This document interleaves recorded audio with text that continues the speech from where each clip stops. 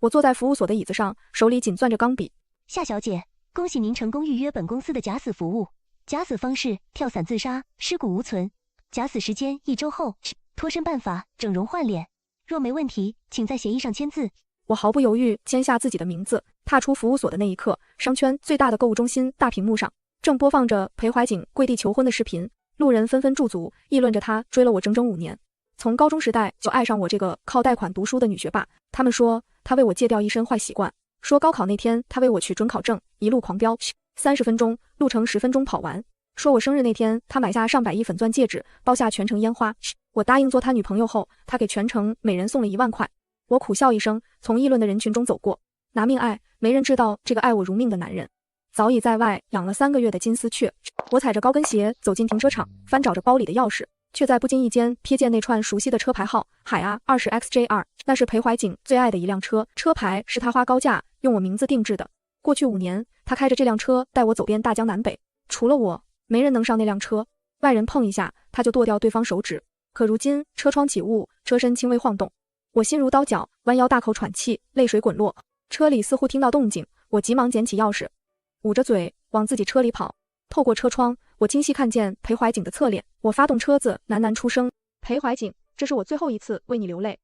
结婚那天，你就和一个死人新娘完成这可笑的婚礼吧。回到别墅后，我打开房门，开始收拾这些年裴怀瑾送我的礼物。不知不觉，这些东西几乎装满了整个房间。我将物品一一拍照，上传二手平台，以0.1元的价格挂出。不到10分钟，全部被抢购一空。我机械地打包着，眼神里不带一丝情绪。裴怀瑾半夜11点回来，从背后紧紧抱住我，脸颊贴着我的脖子，可传入我鼻腔的是浓郁的烟草味和淡淡的女士香水味。我脑海里浮现出那辆震动的车，用力挣开他的怀抱。婉婉怎么了？是我抱太紧了吗？有点紧。对了，房间怎么这么空？你的首饰呢？卖了，想着要迎接新生活了。他听到这话，眼神里的不安消失了，满心欢喜，在我额头落下一吻。原来是这样，结婚后我再给你买更贵的。我知道他误会了我的意思。电话铃声突兀响起，他掏出手机匆忙摁断，但我看清了屏幕上的备注：娇娇宝贝。电话接二连三打来，他无奈接通后做出一副欲言又止的样子。婉婉，公司有个项目出了问题，我要回去一趟。真的是公司的事吗？当然了，公司那些老股东看我年轻，非要磨练我。我伸手拽住他的衣角，声音带着颤抖：能不走吗？乖，我很快回来，等我。他快步出门，大门落锁声咣当一响，震碎了我最后的倔强。半小时后，我收到一条短信，附带一张照片，刘娇娇跨坐在裴怀瑾腿上。我的一个电话，爱你如命的未婚夫就巴巴跑到了我床上。过去3个月，我几乎每隔几天都能收到不同的照片。我哭过，痛过，却没勇气质问他。此刻，我心里再没有一点波澜。我转动无名指上的婚戒，一把摘下，丢进壁炉，看着戒指被火苗吞噬，连同心中对裴怀瑾最后一丝爱意一同消散。第二天，裴怀瑾带我来到港城最豪华的婚纱店，试穿定制婚纱。苏小姐，顾总1年前就为您定下了这套婚纱，我这就取出来给您看。裴怀瑾激动地牵着我的手，眼含爱意。终于能娶你了。他与我十指相扣时，突然发现我无名指上空空如也。哎，婉婉，你的戒指呢？在家不知道丢哪了。我抽回了手。回家我给你找找，我的宝宝就喜欢丢3落4。我盯着他那张虚伪的脸，愣了神。你在那女人床上时，会想到家里还有一个等你回来的我吗？我强忍悲痛，死死掐住手指，直到指尖泛白。店员带我们去展览厅观看那件在法国定制的世纪婚纱。我看到那件婚纱时，愣在原地，从未见过这般耀眼夺目的设计。店员介绍说，这件婚纱由32位法国顶尖设计师打造，每颗钻都是人工串起，布料价值不菲。这些都不重要，重要的是你喜欢就好，要试试吗？我正要点头，一道软糯的声音传来：这件婚纱怎么这么漂亮？刘娇娇手提香奈儿包，踩着高跟鞋走过来，朝我伸出手。你好，苏小姐，我是刘娇娇，裴怀瑾的秘书，来给顾总送资料。她朝裴怀瑾瞧了一眼，见他眼里晕色渐浓，才从包里掏出文件递给他。送到了就走。刘娇娇却抬眼看向展览台上的婚纱，眼中闪着光。苏小姐，我能试试吗？你算什么东西，配穿这个吗？滚出去！刘娇娇一把扯住我的衣袖，姿态卑微。苏小姐，您就让我试试吧，我这辈子估计都穿不上，求您了。全场陷入沉默，裴怀瑾脸色黑到极点，他正要把刘娇娇扯开，他却突然膝盖弯曲，身体发软。在他即将跪倒的瞬间，裴怀瑾紧张地喊了一声娇娇。他将她搂进怀里，两人身体几乎贴在一起。你这是干什么？刘娇娇委屈的别过头，手却偷偷攀进裴怀景的西装里，有意无意挑逗着他。他脸色一变，下意识握住他的手，我的视线冰冷的落在他们身上。他反应过来后，推开刘娇娇，回头看我，一脸柔和。婉婉，你先去休息室休息，我来处理。5分钟后，我的手机亮了，点开刘娇娇发来的视频，暧昧的声音在空荡的休息室里回荡。我定睛一看，两人竟在隔壁休息室苟且。我死死掐住手指，指甲都掐进了肉里。随后传来裴怀景低沉的声音：“穿上做一次。”我看见刘娇娇身上穿的是那条婚纱。给我穿？那她穿什么？你想穿，那第一次就给你穿。视频里肉体撞击声和喘息声一下下刺痛我的心，我绝望地关上手机，死死捂住胸口那颗疯狂跳动的心脏。半小时后，休息室的门被打开，裴怀景脸上挂着淡淡绯红，将婚纱提进来。试试吗？我抬眼瞧见那件沾着两人汗液和情欲的婚纱，胃里一阵翻滚。我不要，拿走。2天后，裴怀景带我参加朋友的生日宴，只因我闻不了烟味，他让朋友明令禁止任何人抽烟。曾经有人在我生日宴上刚点燃烟头，还没来得及抽，就被他揍出了宴会。那画面上了整整1周热搜。聊到此事时，裴怀景脸色一红，低头温柔道：“他不喜欢的事，我从来不干。”众人纷纷说我好服气，我只是苦笑。这时一句意大利语响起，有人调侃他宠老婆，活该发财。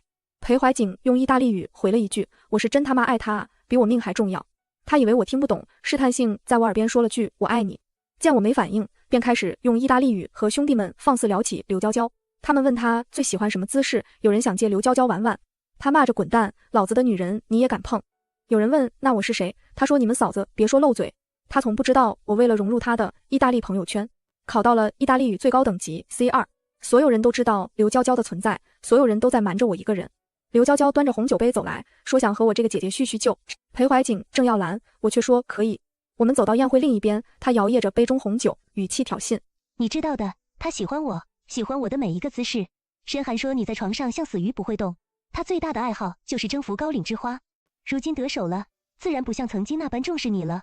我奉劝你主动离开，说不定还有笔分手费。”我黑着脸听完，在他傲娇挑眉，准备喝红酒时，我一把打碎他手里的杯子，将他猛推向红酒塔旁。一声尖叫，红酒塔轰然倒塌，鲜红的酒液和血沾满了他的礼服。裴怀景从那头飞奔过来，裴怀景一把将我圈在怀里，上下打量，生怕我哪里蹭破了皮。苏小姐，你为什么要推我？你怎么能这样做？他躺在满是玻璃碎片中哭诉。裴怀景低头看他，眼中闪过心疼，他的手下意识想将他扶起，却还是忍住了。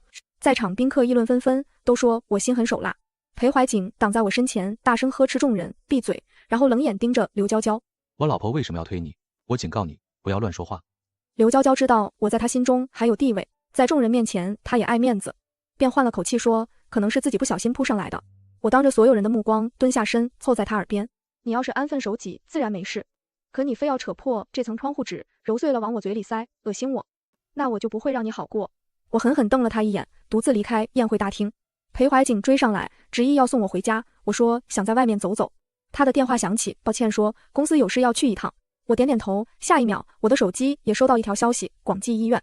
我眼皮猛跳，鬼使神差坐上车去了广济医院。短信再次发来，住院部5楼533。我下意识捏紧拳头，每走进病房一步，心跳就快1分，脚步也轻一些。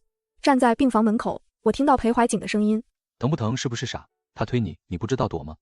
我来不及吗？我不疼了，我们出院吧。那怎么可能？你都破皮了。我心沉得更深。当年他追我的时候，我只是咳嗽一声，他就让私人医生从国外赶回来给我做全身检查。如今他也可以对别人这般在意。你不觉得在医院更加刺激吗？透过门缝，我看到一条白皙的腿搭上裴怀景的肩膀。刘娇娇挑逗他的同时，视线与我在空中对上。他解开风衣腰带，露出里面的女仆装。裴怀景按捺不住，一把抓住他的脚。我红着眼打通他的电话，第一次没接，第二次还是没接，第三次他暗骂一句，看到备注顿了半秒才接通。你在哪？怎么了？我很快回去，你在家乖乖等我。他没有停下动作，边喘气边回答。你在干嘛？我在运动，锻炼身体，先不说了。我闭上眼，含在眼眶许久的泪终于从脸颊滚落。这时一个小护士看到我，喊了一声，那位小姐，你在那干什么？我猛地转身离开，没有回头。病房内的裴怀景听到这句话，停下动作，眼里闪过错愕。他回头看向门外，空无一人。我感觉心脏被凌迟，千刀万剐。我拼命捂着嘴奔跑，从未想过会有这样一天。裴怀景的爱像是干涸世界里的一场甘霖，我沉溺在和他生活的甜蜜中。原来他收回爱的瞬间来得这样快，原来喜欢这么廉价。我双眼空洞，像被抽去了灵魂，不知道自己是怎么回到家里的。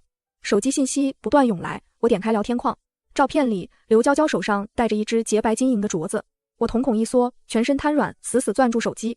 那是顾家的传家宝手镯，我一眼就认出来了。紧接着是一张孕检报告单和一条短信，夫妻生活这么多年，还没有我2个月来得快，这么没用，不如早点去死，顾夫人的位置不该是你这种废物肖想的。我冷眼看着那张报告单，眼睛深邃如寒潭。我拨通了假死服务中心的电话，协议可以提前了，我要明天就消失在这个世界上。好，明天早上老地点。我挂断电话，望着窗外璀璨的夜景，心中无比平静。裴怀瑾推开门，看到站在落地窗前的我，轻手轻脚走过来，从背后将我圈住。怎么还没睡？什么协议？美容院的一个小协议而已。他捏了捏我的后颈，宠溺地说，我天生丽质，怎么都好看。靠近他时，一股浓烈的香味扑面而来，我一把推开他。婉婉，怎么了？我弄疼你了吗？你身上好臭，香水味很浓。可能是今天开会，女同事的香水味沾上来了。我明天就发通知，全公司不准喷香水。我冷眼看着这个装腔作势的男人，将他推向浴室。你去洗个澡吧。裴怀瑾洗澡时，我坐在床上，双眸失去焦点。手机震动，我点开，是民政局预约成功的短信截图。我放大图片，裴怀瑾、刘娇娇2个名字在眼中无限放大。我明天就要成为真正的顾夫人了，你不过是被深寒玩弄后随意丢弃的工具，给你的不过是形式而已。我将手机屏幕熄灭，靠着床头闭上眼，以为自己会放声大哭，却发现再也不会为裴怀瑾流泪，心里也没有一丝波澜。裴怀瑾洗完澡出来，躺在我身边，翻身将我压住，亲吻上来，手游离在我身上。我只觉心头有无数蚂蚁在啃噬，脑海里浮现出医院里他和刘娇娇的画面，胃里一阵反酸。我推开他，捂着嘴冲向厕所。我蹲在马桶旁蜷缩着，裴怀瑾急匆匆跟来，轻抚我的后背，将我扶起。婉婉，这是怎么了？可能没吃东西，胃病犯了。他把外套套在我身上，一把横抱起我，将我放进副驾驶，用安全带紧紧裹住。来到医院后，裴怀瑾一路横冲直撞，来到医生办公室，在一侧来回踱步，冷眼看着医生。我看到他额头上细密的汗珠，感受着他的焦急和关切。到底什么才是爱？医生开了点药，我们离开医院，众人议论着顾总真是爱妻如命。回到家，裴怀瑾将我放在沙发上，倒好热水，盖好被子，亲自下厨煮粥。我看着他在厨房忙碌的背影，想起高中时我一心扑在学习上，胃疼吃不下东西，十指不沾阳春水的顾少爷为我在米其林大厨那学了整整1个月。我眼角不知何时滑下一滴泪，喃喃道，可惜一切都变了。他将粥端到我面前，用勺子轻咬着，细心吹凉，想喂到我口中。我现在没胃口，我们去睡吧。我推开他，径直走向房间。他尝了一口粥，摇摇头，自语下次一定做得更好。深夜里，我转身看着身侧的裴怀瑾，心里有片刻动摇，还是抱着最后一丝侥幸试探道，你明天陪我去跳伞吧。明天可能不行，公司有急事，过几天再去可以吗？婉婉。我扯出一抹淡淡笑意，眼神却满是忧伤。好，我自己去。侧身那一刻，泪水不受控制的流落，枕头被浸湿一大片。第二天清晨，裴怀瑾临走前将我拉进怀里，下巴抵在我肩上。乖，等我回来给你一个惊喜。我没有回应，目光早已落在窗外。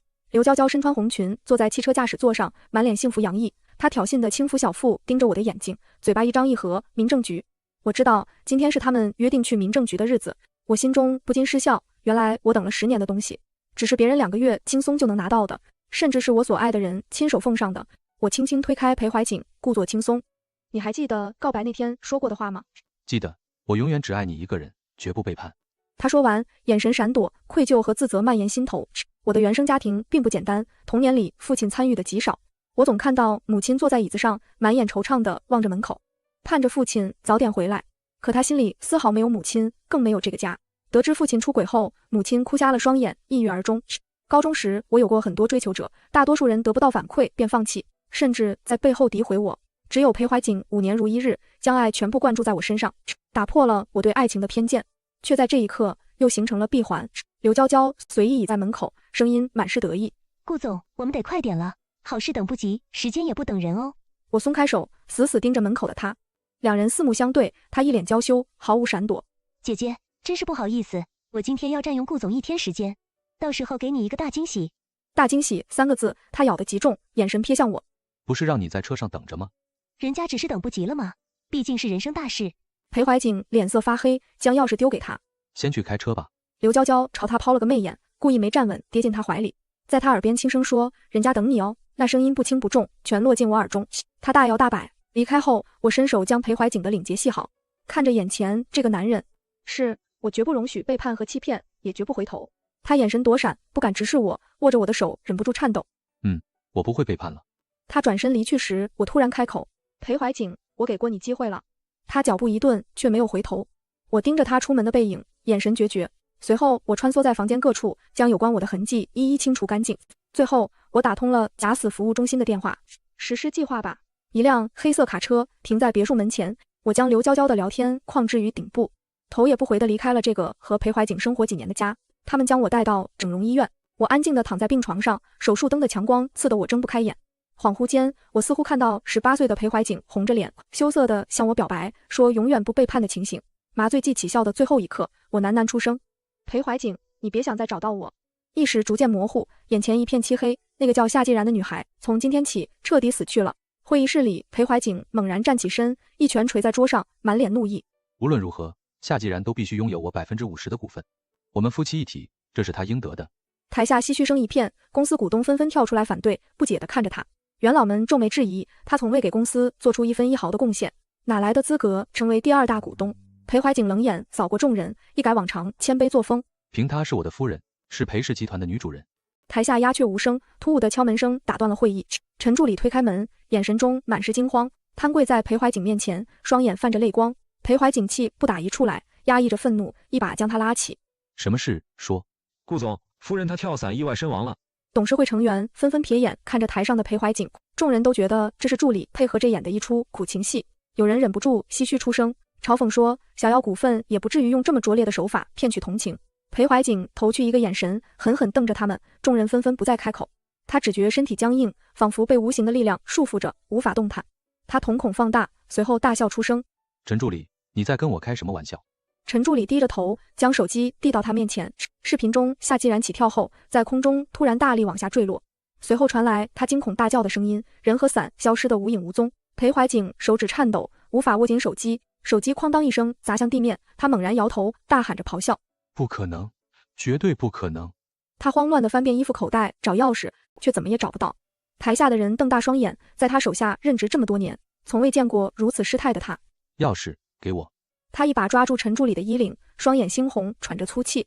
所有元老纷纷站起身，想要劝阻，却无人敢上前。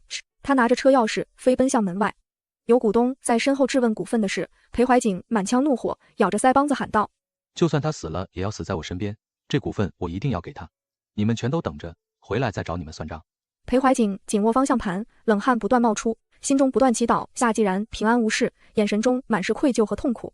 他来不及拔车钥匙，大跨步冲到跳伞基地，却发现大门紧闭。他双手不断捶打着大门，一次又一次撞击门锁，双手满是血迹，却丝毫感受不到疼痛。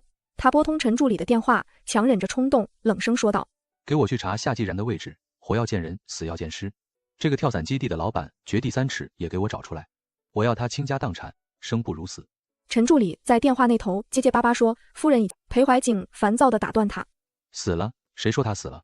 查不到你全公司都给我，死无葬身之地。给你们1天时间，我不养废物，下场你们自己知道。他一把将手机砸向地面，冷笑大喊：夏既然，你这辈子别想离开我。引擎轰鸣，他无视一切，在急速中飞驰。陈助理的电话打了过来，声音带着颤抖，说山下发现了一具残肢，可能是夫人的，但尸体已经4分5裂，无从查起。裴怀瑾的脸长成紫红色，艰难吐出几个字：残肢？你怎么知道就是他的？这就想告诉我他死了？我告诉你，不可能。他一个急刹车，整个车身向前倾斜，额头撞击在方向盘上，轮胎与地面摩擦的声音响彻整个路面。给我送到法医局去鉴定，半个小时我就到。看不到结果，你给我打包行李，滚出港城。法医看着一只不完整的残骸，摇头叹气，说这是为难他。不知何时，裴怀瑾出现在他身后，凌厉的声音传入耳中：为难？查不出，我也可以把你变成一具残骸。他挑眉看着眼前的人，语气满是胁迫。陈助理被吓得手机都握不稳。裴怀瑾在鉴定室门后，双手合十抵靠着额头，心里默默祈祷一定不要是夏既然，只要他平安活着就好。法医走出鉴定室，裴怀瑾大跨步冲到他面前，双手用力拧着他的胳膊。怎么样？法医想要挣脱，却发现他手中的力气不断加重，疼得额头冒汗，只好解释说初步鉴定这具残骸确实是苏小姐的，手上的指纹1:1还原。裴怀瑾大力将他甩开，一把抢过报告。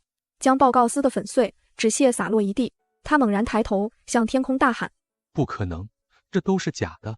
裴怀瑾回到家，猛然推开门，却发现房间里空落落的。他瞳孔一缩，脚步向后退了几步，眼眶红了。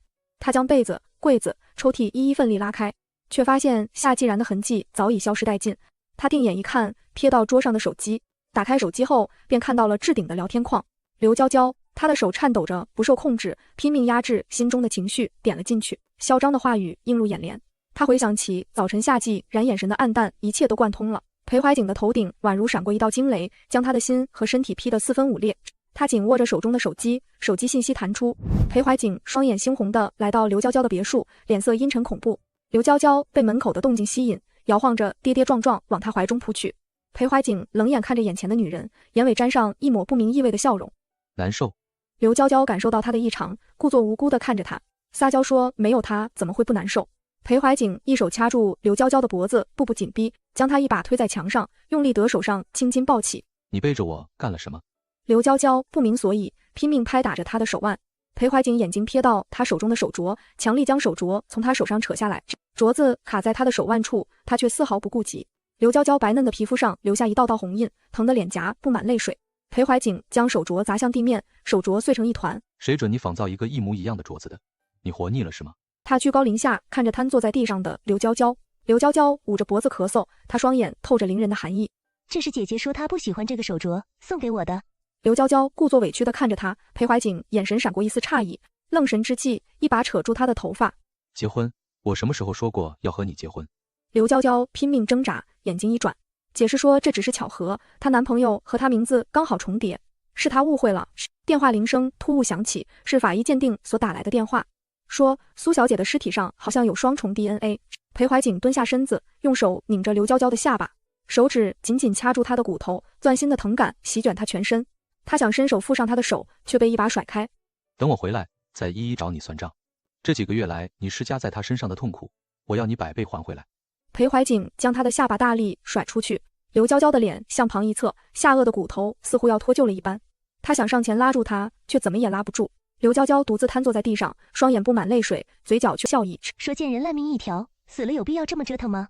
他攥紧拳头，眼神变得阴毒起来。法医郑重地看着裴怀瑾，说苏小姐的血液中有 DNA， 初步鉴定是依靠包裹在外面的指纹识别的，但里面的指纹确实不是苏小姐的。说完后退了几步，拉开与他的距离。裴怀瑾手抵在门上，眼神中满是惊喜，喜出望外地喃喃自语：然然，你果然没死，我一定要找到你。他录制了一段视频，发布在全国各地的各种社交平台上。裴怀瑾在赌夏季然会不会心软，刘娇娇被人五花大绑带到医院。裴怀瑾将一杯冷水泼到他脸上。南城，我是娇娇啊，你不记得我了吗？裴怀瑾坐在椅子上，冷眼看着他。只见他大手一挥，医生便强制为刘娇娇注射了一针不孕的激素药。刘娇娇眼神惶恐，眼泪从眼眶中溢出，声音哆嗦地叫喊着。只见她腿间不断流血，这时她才意识到自己真的怀孕了。她拼命挣脱，哭喊着爬到裴怀瑾脚边，哀声祈求他救救他们的孩子。裴怀瑾一脚将他踢开，眼神中丝毫没有动容。孩子，我的孩子只能是我和夏既然的孩子，你算个什么东西，看着我都嫌脏。刘娇娇瞳孔一缩，不可置信地问为什么，说他们两个人明明在床上如胶似漆，明明那样恩爱，他爱的不是他吗？裴怀瑾似乎听到了天大的笑话，冷哼一声，转身离去，没有丝毫回头之意。刘娇娇醒来，被人丢在暗无天日的房子里，腿间的血早已结痂，她整个人蓬头垢面，散发着一股酸臭味。裴怀瑾推开门，刘娇娇连忙爬到他脚边，哭泣着说她真的知道错了，求他原谅她这一次。裴怀瑾冷哼一声，一脚踩在他的手上，碾压的力度不断加重，刘娇娇的手指早已血迹斑斑，手指连心，她的心似乎被蚂蚁密密麻麻地啃噬着。裴怀瑾蹲下身子，将刘娇娇父母担心她的视频回放在他眼前，他的泪水再也止不住，拼命向地上磕头，嘴里不断祈求说都是他的错，求他不要伤害他的父母。你伤害夏既然的时候，又想过今天吗？刘娇猛然站起身，双眼猩红，抬头对上他的眼睛，冷笑一声：你以为你是什么好东西吗？难道你就没有错吗？夏既然在的时候，你不照样在我床上偷心享乐？现在他死了，你在这里装什么深情？裴怀瑾，你就是个彻头彻尾的伪君子。他的话语几乎是戳着裴怀瑾的脊梁骨而说。裴怀瑾掐着他的脖子，将他一把丢进车里。他将刘娇娇带到跳伞基地，只用一根松动了的绳子绑在他腰上。刘娇娇拼命向后躲着，捂着嘴巴尖叫起来，眼泪大滴大滴掉落。他看着眼下奔腾不息的河水，双腿发软，只觉天昏地转，哭喊着说他真的知道错了。裴怀景一把将他推了下去。那就在半空中好好待着，好好悔改。他将患有严重恐高症的刘娇娇吊在半空中，整整1天，直到他不再有力气反抗。刘娇娇闭眼回忆起他第一次见到裴怀景的情景，他从一开始抗拒他的靠近，到后面慢慢接受他。他一直知道裴怀景有一个视如珍宝的未婚妻，知道他只是贪恋他的身体，可后来他一次又一次细心的呵护和偏袒，让他忘记了自己的初心和地位。他疯狂地试探着裴怀景的底线，天真的以为他心中总有他的一席之地。到了今天，他才明白他错了。再睁眼，夏既然看到了站在他面前的医生。苏小姐，恭喜你开始了新生活，这是你的新身份。李景晨将身份证递给夏既然，他看着陌生的脸庞和身份，心里却毫无波澜。李景晨看着躺在病床上黯然毫无生机的夏既然，递到他面前。也许这个你会感兴趣。映入夏既然眼帘的是裴怀景蓬头垢面、满脸胡茬的样子，熟悉的声音传入他耳中，语气却是那样委屈不甘，说他知道他在角落中观察着他，知道他没死，无论如何都一定会找到他，不准他离开他身边。李景晨打开病房的窗帘和电视机，满城的电子媒介全是裴怀景录制的寻妻视频。夏既然闭了闭眼睛，无奈地说，让江医生关上吧，多说无益。在修复期间，夏既然经常观察着李景晨的手法，自己也学了一些修复技术。他买了很多有关整容行业的书籍，每日沉醉在学习中，时不时缠着李景晨请教问题，日复一日。他不再关注电视上的新闻，不再做那牢笼中的金丝雀。夏既然恢复了往常般平静，李景晨看着他偷学的样子，不禁失笑。苏小姐，再这样下去，我可要收你学费了。夏既然怔愣地看着眼前的男人，下一秒却被他逗笑。两人每天商讨着修复的手法和知识。不出所料，夏既然轻松通过了医生资格证的考试。他拿着证件，双眼炯炯有神地看着李景晨，玩笑地说，果然只要他夏既然想做的事情，没有做不到的。李景晨对他的眼中充满着好奇和欣赏。裴怀景坐在房间的地毯上，周遭全是酒瓶，整个人蓬头垢面。他手中紧握着和夏既然的合照，眼眶红润着，喃喃自语：然然，我知道你没死，你为什么不肯出来见我？他整个人像是被锋利的钝刀狠狠捅入心脏，几乎无法忍受。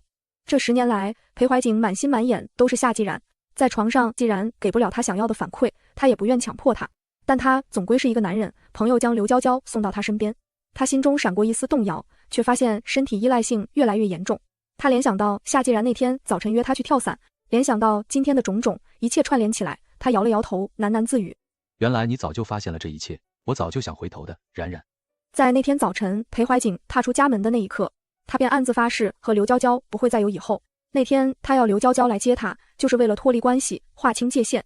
他拼命在董事会上与众人较量，也只是怕他们结婚后夏既然无依无靠，心中没有底气。他想要她成为真正的裴夫人，有名有权的裴夫人，而不是一具空壳。裴怀景计划着和夏既然未来的每时每刻，他从未想过他会离开他。婚礼策划人员打来电话，紧张不安地问他和夫人明天的婚礼还举不举行。裴怀景眼神中闪过一丝坚毅，冷声开口：为什么不办？他又没死，死了我也要给他一场盛大的婚礼。第二天一早，怀景早早出现在婚礼现场，摄像机围满了整个空间，主持人讪讪地看着站在舞台中央的他，台下众人唏嘘一片，却无人敢出言阻拦。开始直播吧。他点头示意工作人员，工作人员看向一侧的陈助理，动作有一丝犹豫。裴怀景将他的动作尽收眼底，眼神中含着愠怒。怎么，我堂堂裴氏集团的总裁说的话也不作数吗？给我打开，出事了也找不到你。工作人员讪讪低下头，打开了设备。与此同时，全国各地的社交媒体平台都播放着裴怀景独自一人完成婚礼仪式的情景。裴怀景紧握话筒，眼神满是愧疚的艰难开口：然然，我知道你在屏幕前看着我，我也知道你没死。这10年来，我心里除了你从未有过任何人。我真的知道错了，你能不能回来看看我？不管多久，我都会一直在这里等你。直播中，白天到黑夜，直到宾客散尽，裴怀景依旧站在舞台正中央，眼睛盯着门口的方向，眼神中的光也慢慢暗淡下来。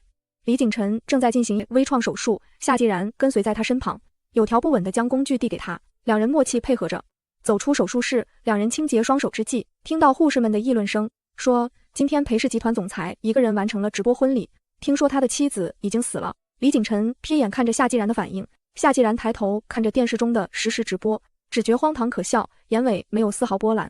你真的不想回去看看吗？夏既然抬眼看着李景晨，嘴角扯出一抹淡淡的笑意，云淡风轻。如果我想回去，我就不会来整容，我这辈子都不想再见到他。李景晨眼神中闪过一丝诧异，随之是满眼的欣赏。最近我收到了一个交流会的邀请，宴会上有各大整容专家。话说你也偷师这么久了，该去检验一下自己的功课了。夏既然被他的话语逗笑，不自觉地伸手打趣：偷师？我现在可是名副其实的整容医生。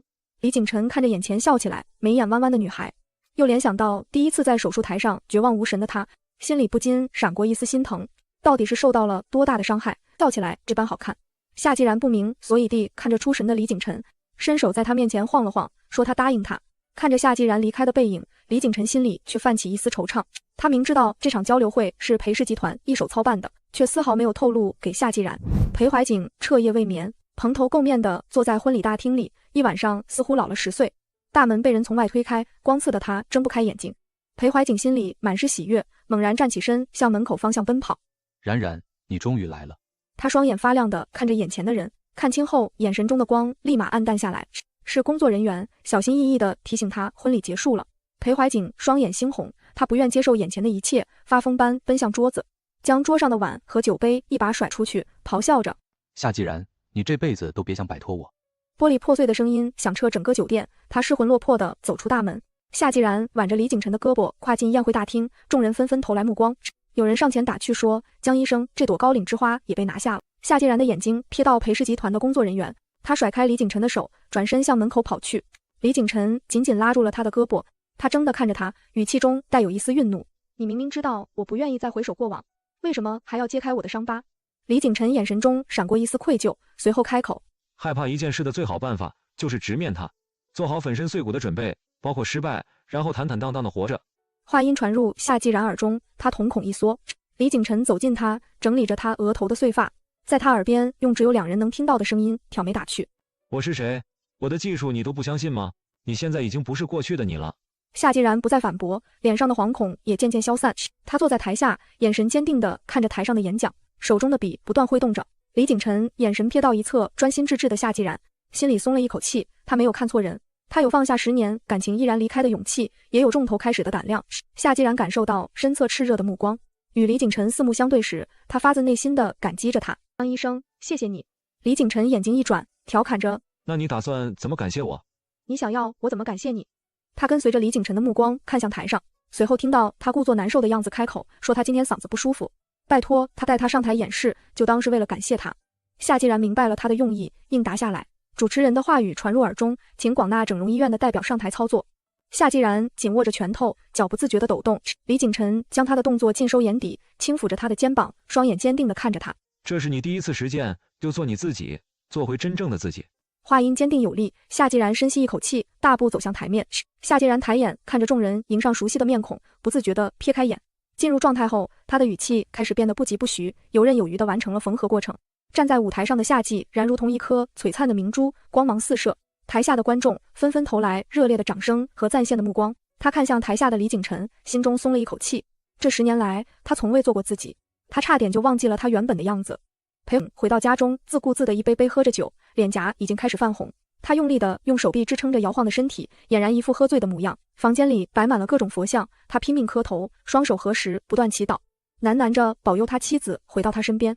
裴怀瑾将自己和佛像关在房间整整3天，胃里一阵汹涌，疼得他蜷缩着身体瘫在地面上。叶绍明踢门而入，低头看着瘫倒在地的裴怀瑾，将他一把扶起，挽着胳膊搭在自己肩膀上，准备将他送往医院。裴怀瑾大力甩开他的手，双眼猩红，眼神中泛着怒火。滚！谁让你进来的？叶绍明被他推得连连后退，不解地看着他，说不就死了个女人吗？整个港城比夏既然好看的女人多了去了。他堂堂裴家少爷招招手，还缺他一个吗？裴怀瑾咬着腮帮子，用力往叶绍明脸上揍了一拳，失去理智的大喊：我只要他，你给我滚！叶绍明被他搞得怒火直冒，擦了擦嘴角的血迹，反手一拳打在裴怀瑾身上，两人扭打在一块。叶绍明大喊着说：他在这里装什么一往情深，先出轨的不是他吗？现在他死了，又要死要活，哪里有人什么都想要？裴怀瑾手中的动作一顿，不再反抗，接过叶绍明挥舞的一拳又一拳，双眼含泪，自嘲地笑着。叶绍明，你不懂，别人还不懂我吗？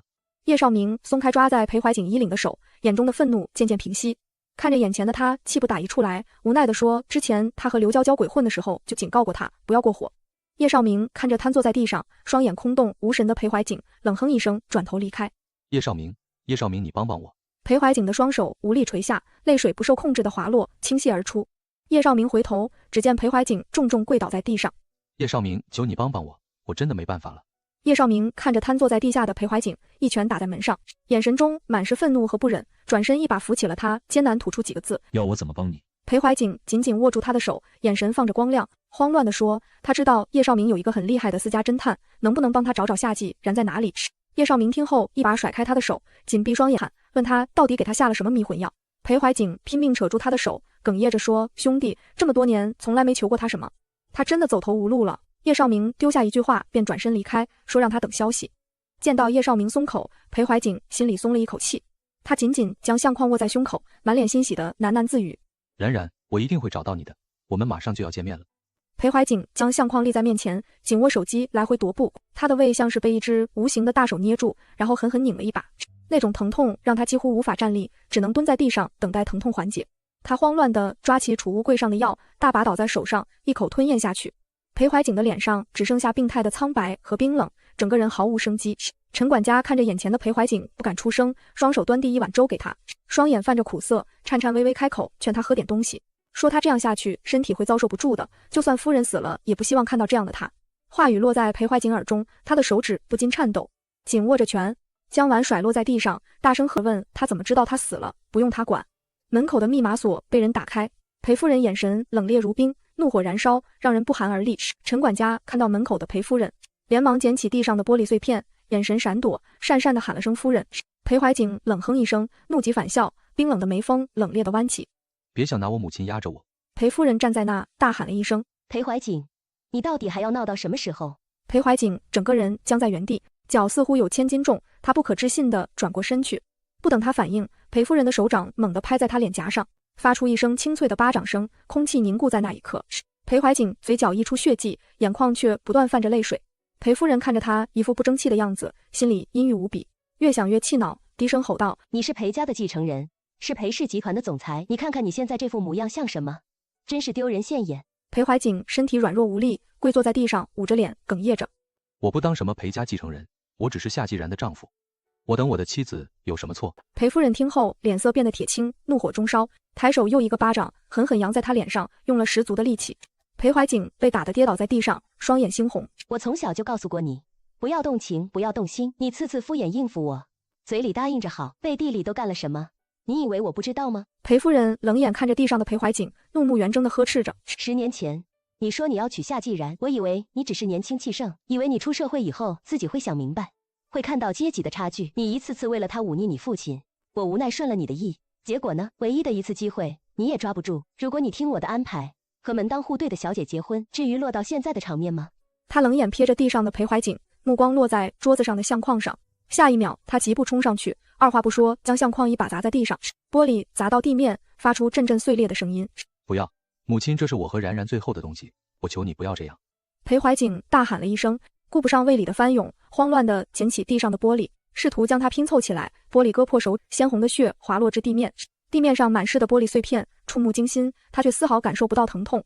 裴夫人眼里泛着一丝红晕，心里满是不忍，将他一把拉起来，闭了闭眼，语气中充满胁迫的意味。我知道夏季然还没有死，如果你不想要我找到他，你明天就给我老老实实滚回公司去上班。裴怀景认命地松了松手，一动不动跪在地上，像个提线木偶，艰难地应答。好。裴夫人满意地转身离开，裴怀景却将他喊住：母亲，我去公司，你别伤害他。裴怀景清楚他母亲的手段，等到裴夫人离开后，他双手紧握成拳，向地上砸去，大喊了一声。会议室内，裴怀景紧握着手机，屏幕停留在和叶少明的聊天框中，他眉头紧皱，丝毫听不见周围的声音。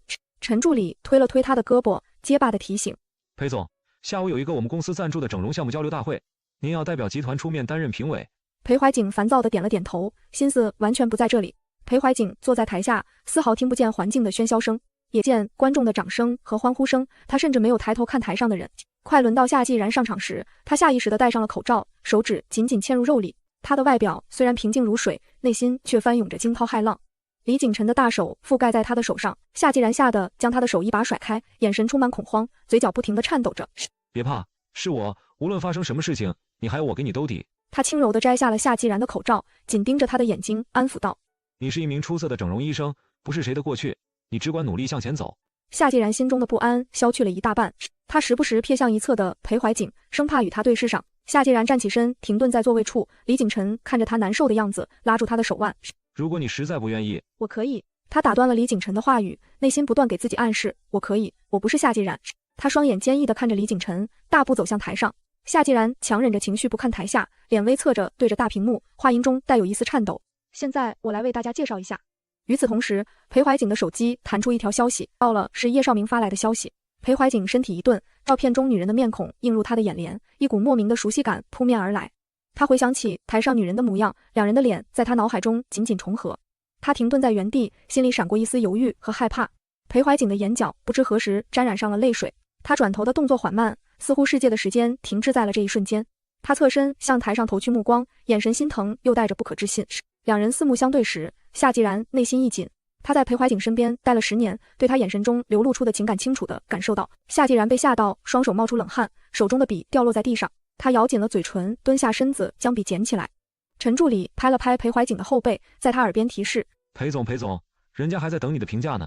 裴怀瑾依旧站立在原地，双眼紧盯着手机屏幕。夏既然偷瞟着裴怀瑾的动向，发觉他没有向前迈进，心中松了口气，将脸转向观众，继续演讲。话音落在裴怀瑾的耳中，他顿住了脚步，双眼不可置信地转头，与夏既然四目相对。夏急忙将眼线移开，裴怀瑾大步返回评委席，眼睛紧盯着夏既然，上下打量着他，摇了摇头。夏既然被吓得额头上冒着细密的汗珠，双眼惶恐，说话磕绊起来。裴怀瑾看清了他的脸后，失望的准备离开之际，叶绍明却发来了一张照片和信息：夏既然整容了，这是他整容之后的照片。裴怀瑾身体猛然僵住，双眼紧盯着屏幕上的照片，他的目光从手机屏幕缓缓移向舞台，与照片中的面孔一一对照。照片中的面孔与台上的女人完全吻合，他的双手开始颤抖。他再次抬头看向舞台，目光中满是不敢置信与压抑的激动。他的嘴唇微微颤抖，无声地念出那个名字：然然，是你吗？你还活着？裴总，我不是你口中的什么然然，麻烦你放尊重点。夏既然眼神冷漠疏离，用尽全身力气将他的手甩开。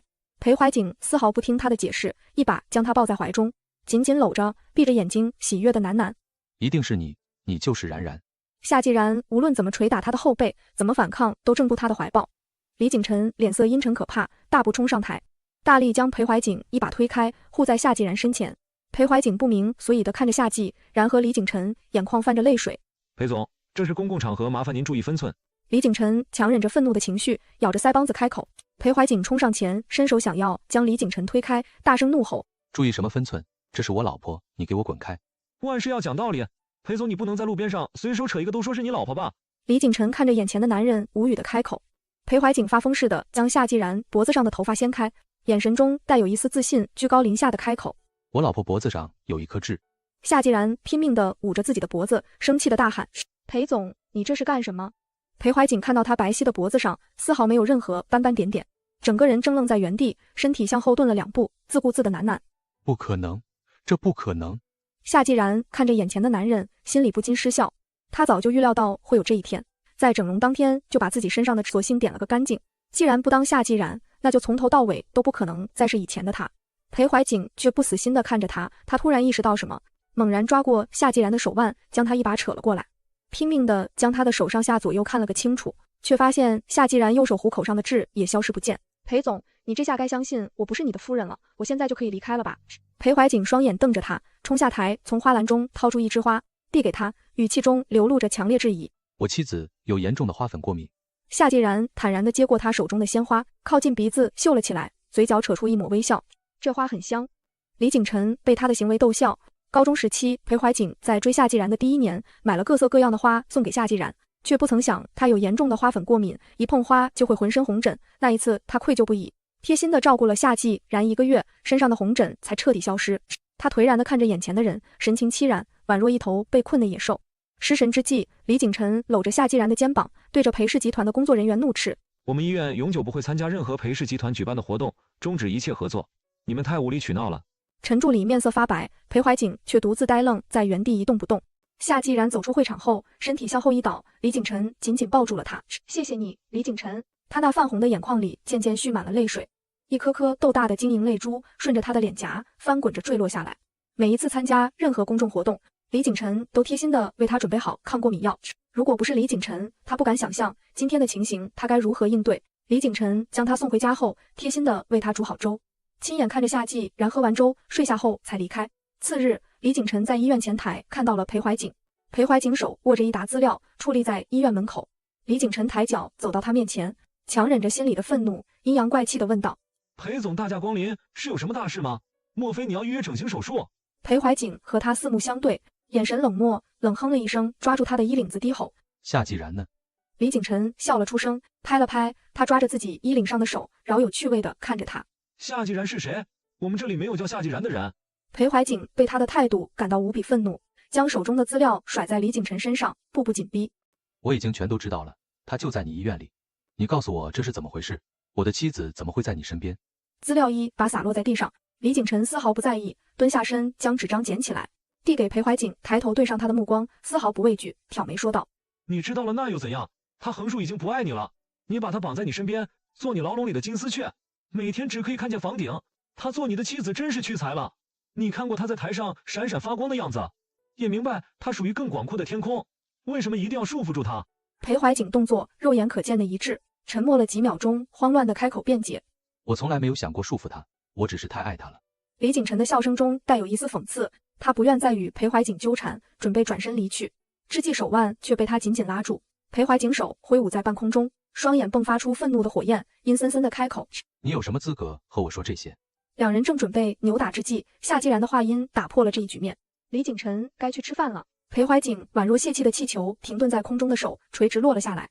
他喜悦地看着夏季然喊道：“然然，裴总，你认错人了，我不认识你。”夏季然后退了几步，冷漠地开口。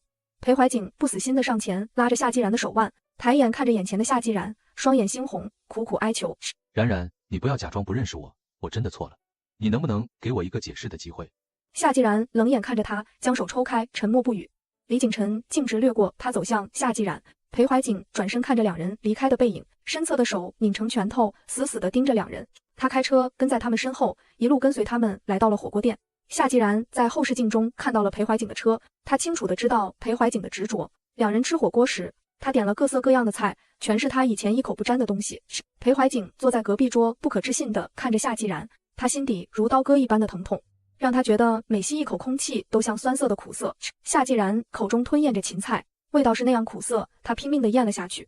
他努力地佯装镇定，李景晨看穿了他的难受，伸手拦住了他的动作，轻声喃喃：“难受就不要吃了，不要强求自己。”裴怀景双眼紧盯着他们的手，虽然他努力制止自己，冷静自己，企图平淡嫉妒之心，却毫无用处，反而使他更烦乱不安。胡思乱想，裴怀景猛然站起身，将李景晨的手甩开。他双眼猩红地看着夏季然，不忍地说道：“然然，你不是以前一点芹菜都吃不了吗？你不要折磨自己。”不等夏季然回答，隔壁桌的一对夫妻不知道为何大吵了起来，空气中弥漫着浓重的火药味，两人气氛紧绷，对话愈演愈烈，矛盾到达顶峰。男人将手挥舞在半空中，所有人纷纷投去异样的目光。服务员端来锅底之际，隔壁桌的男人向外一挥，一把将锅底打翻。夏季然猛然看着热汤向他洒落而来，还没来得及闪躲，裴怀景和李景晨同时大喊着他的名字，将他死死护在身下。热汤倾洒在李景晨的后背上，衣服浸湿了后背，他一把瘫倒在地上。李景晨的身体开始抽搐，肌肉不受控制的痉挛，热汤在他的背上翻腾，如同沸腾的熔岩，带来难以忍受的灼烧感。他的呼吸急促而浅薄，服务员慌乱地哭了起来，场面一度混乱。夏季然崩溃地将他搂在怀里，大喊道：“李景晨，李景晨！”他再也忍不住地嘶声大叫了起来，小小的脸上满是疯狂的仇恨和绝望，眼泪横流，几近崩溃。李景晨想要伸手抹去他脸上的眼泪，却无力晕倒了过去。夏季然拼命地摸索着口袋里的手机，手却不听使唤地疯狂颤抖。他大喊了一声：“裴怀景，快打急救电话！”裴怀景的眼神中闪过一丝诧异，拨通了电话。救护车到来之际，夏季然疯狂地跟在医生后面。裴怀景双眼未曾离开，他跟随他三人一起上了救护车。夏季然双手紧握着李景晨的手，眼泪不止，他嘴里不断喃喃：“李景晨，你一定不能有事。”裴怀景将这一切尽收眼底，他不禁怔愣了片刻，他甚至忘却了他背上被烫到的伤疤。站在急救室门口，夏季然来回踱步一刻不停，眼神中满是恐慌。裴怀景走在他面前，拉着他，让夏季然直面他的眼睛：“你不要这样。”夏季然甩开他的手说道：“我不能再失去一个重要的人了。”裴怀景眼神中闪过一丝喜悦，双手指着自己，喃喃道：“我不走，我就在这里。”冉冉，我没有走。夏季然后退了几步，厉声说道。